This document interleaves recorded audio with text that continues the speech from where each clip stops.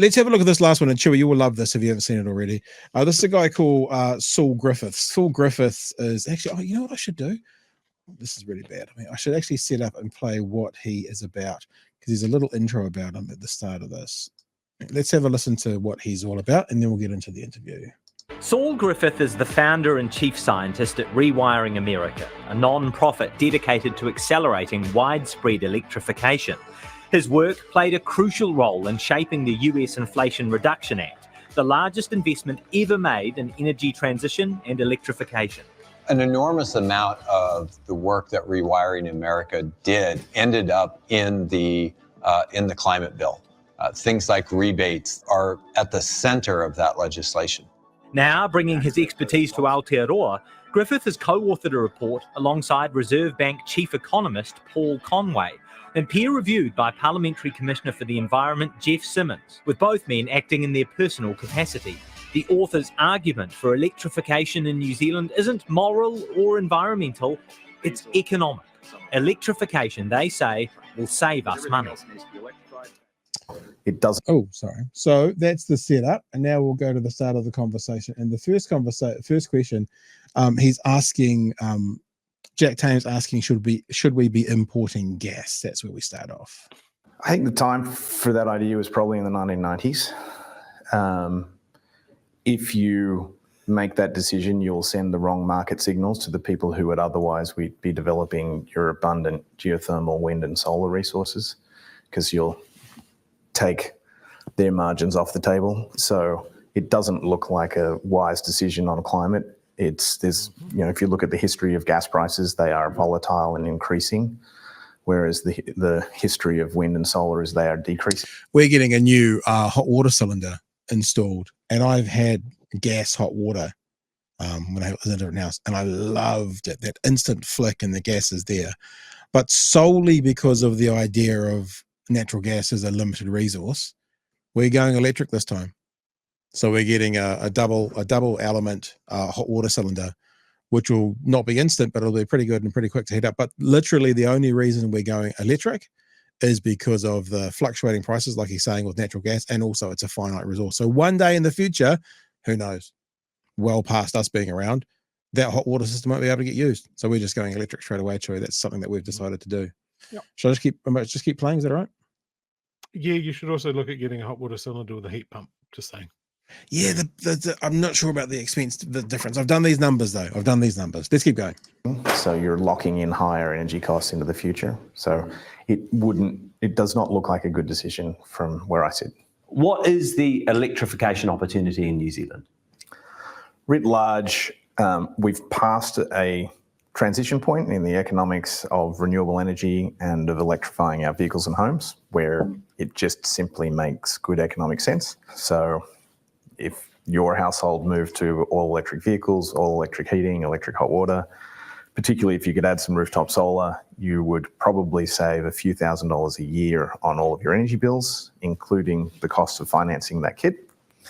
And then you can aggregate those results and think about it as a nation, and the electrification opportunity, if you like, for New Zealand is probably worth $10 billion a year just by heavily investing in electrification of homes and the vehicles that park in those homes. So I find this interesting because the traditional narrative of a lot of climate is it's too expensive to solve climate change.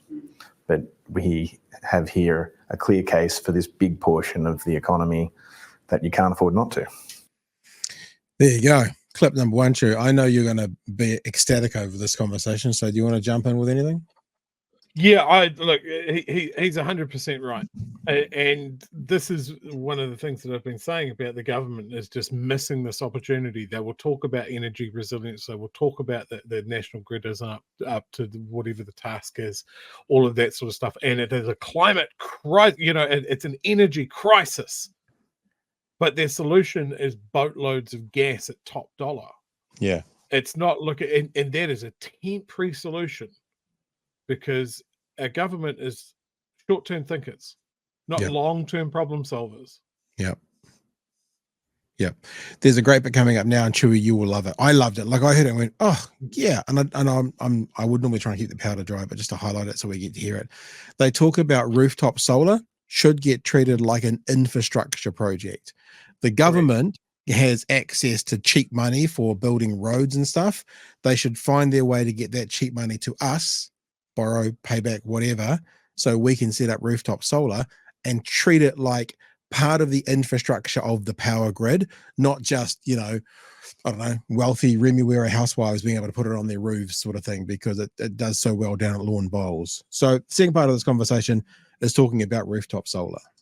Let's talk about rooftop solar. Okay. There are currently fewer than 50,000 households with rooftop solar installed in New Zealand. That represents about 2.7% of households. Compare that to Australia, where 35% of Australian households now have rooftops. 35, that's 1 in 3. Yep. So if you're in a normal street with 50 houses, like 17, 18 of them have got rooftop solar. Wow. My brother-in-law's had it installed with government subsidies and that sort of thing. And he says it's amazing. The Australians had realised this ages ago, put a program of government subsidies or state subsidies behind a lot of it. And my understanding is that new builds almost have to have them on. Yeah. So these are all the tricks that we are missing. Like, we could draw a line in the sand now and go, all new builds have to have solar systems. Yep. And that sheer weight of that would bring the price down. Yeah, 100%. All right, we'll keep going. We're talking about rooftop solar. How do we replicate Australia's success on that front? You don't have to do all the heavy lifting that Australia did, but we had feed-in tariffs that were generous for a while to get the industry started. We had certification and training programs, so the government helped train the workforce. That guaranteed the quality of the jobs and built capacity. And then, honestly, that was enough really to get the price down. Right. I would encourage you not to replicate our mistakes. So Australia is currently making mistakes where we continue to favour the existing structure of the electricity market. So we are guaranteeing the returns of foreign-owned electricity providers in Australia, yet we won't guarantee the investment returns of a household putting rooftop solar. So we give preference to the grid's generated electricity as opposed to solar. So the opportunity in New Zealand is you could make your rooftop solar go further by also changing your tariff structures so that my solar can be charging your car, the battery on your house can cook my dinner later that evening. So put us on a fair playing field with the large gentailers. Yeah. Australia. There you go. Clip number 2, Chewy. Yeah. I mean, there's one of the big barriers to getting rooftop solar installed for a lot of people is the expense. You know, you're talking about between 10 and 20 grand to get it all set up, that sort of thing. If the generators are worried about it, why don't they fund it? Yeah. Why don't they go, hey, look, we're going to install infrastructure on your house and it's got to be tied into the grid. So we're generating off every house in the neighborhood and in the community in the country. You know, that's for the benefit of everyone. The other way to do it is that it is making each house more resilient, in which the homeowner goes and does the solar setup and they do batteries and they fuck the grid. This is my power. I made it. It's staying in my house. That sort of thing. Those are two ways that it could go. But yeah, the gap in generation in this country could be solved with micro generation. They talk about that a bit. We're not going to play the bit, but they talk about fossil fuel versus finance. In other words, you pay for your power up front. You pay for the 20 grand or whatever to get up front, and then you don't pay for power for the next 10 years sort of thing. But the other thing that I thought, Chewy, is when we were talking more about EVs and looking around about EVs and that kind of stuff, EVs had a premium on them above the price of their combustion engine counterpart. I think literally today, as we're looking at it today, it's not the case anymore because no one's buying them. So the price of EVs has come right down. You can buy a Fiat 500e, I think it is, brand new little Fiat. It's a town car, 350k range for about 32 grand. And that was 50 when the tariffs and stuff were in place. So something that has happened, if anyone's in the world of buying a vehicle in this day and age, is I'm not going to say EVs will never be cheaper, because they will. Obviously, technology prices come down, but compared to what they were, they seem to be about the price of the combustion cars versus that extra bit put on top just at the moment. Do you see that? Yeah. Yeah. So get out there, people. Have a bit of a look. Okay, one little more clip to go.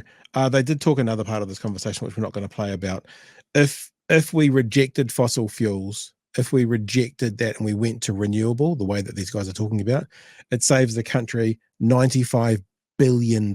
Saves the country, everyone individually, $95 billion by 2040. And what's our actual, how much does this country earn in total? Like 250 billion? Is that what our total is? Something like that?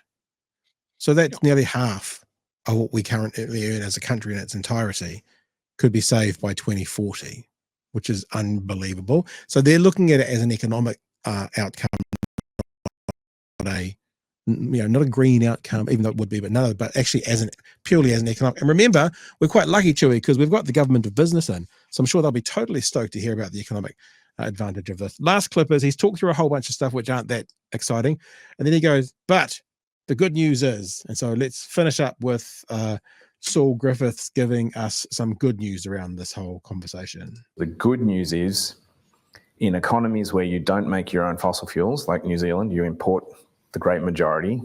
Your renewables are far cheaper than imported fuels. You'd have a better balance of trade if you went all renewable and all electric. You'd save money for households. It does invert the logic. It means you don't focus on industry and agriculture yet. You focus on the domestic economy, but it's a good story. And in reality, that's probably true for 150 out of 200 countries now.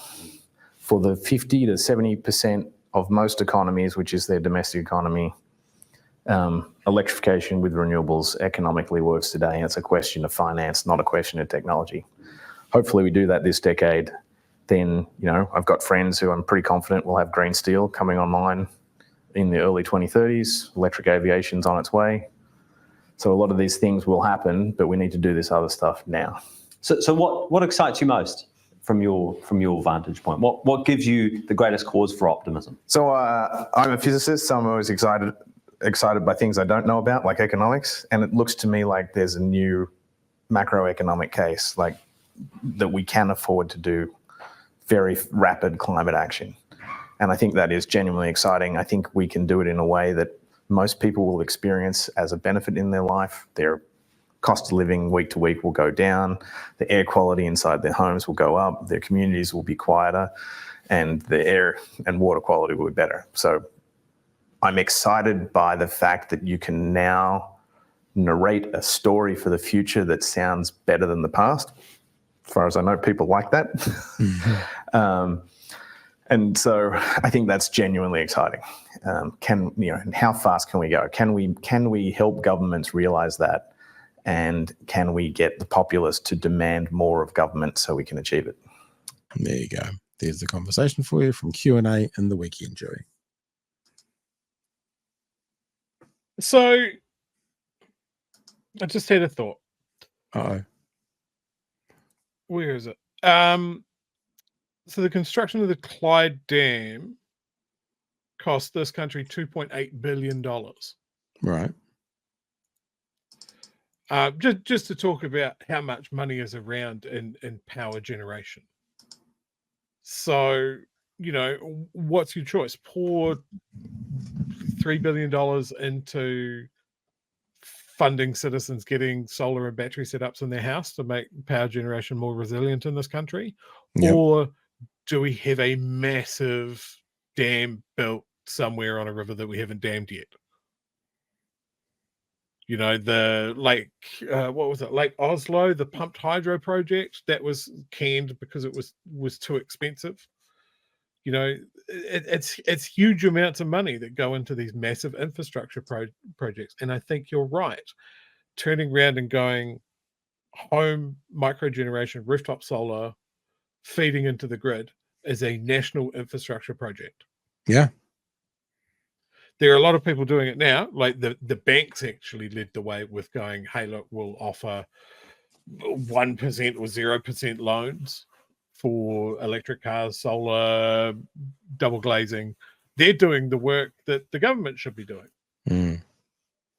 But there's so many benefits here. There's the economic benefits, there's the environmental benefits, there's the climate change benefits, there's the disaster resilience benefits, there's the national grid benefits. It's just show me a negative.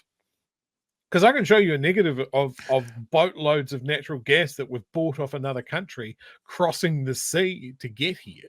Well, There's the negatives negative. there. Well, the negative might be what happens to Shane Jones's mates, and then what is his career after politics. That could be a negative, Chewy. I love also when our government talk, whenever this is brought up, right, and you get these just dumbass responses. Like, oh, well, sometimes it's cloudy and sometimes it's nighttime, and what happens if there's no wind? And it's just like, okay, man, are you that simple? Like, that's your whole thing. Sometimes it's cloudy, and sometimes the sun is not up because it's nighttime. What now, woke tards? Like, it's about spreading our risk. Like, we just had as close to a national freakout as I've ever seen because we didn't have enough lake water. And that resolved itself over a week. But people were freaking out, and they're like, well, this is why we need boatloads of gas, because sometimes the lake is low. Well, then don't put all our eggs in the lake basket. Put some of it, and then there's a big ball of fusion that crosses the sky literally every day. Like, I would love that. I would love to turn around and go, yeah, it's an electric car. It's fusion powered. It's powered by the sun. That is fucking cool. That is cool. Why are we not there yet? That we're still at the point of going, no, the best form of energy generation is burning dead dinosaurs.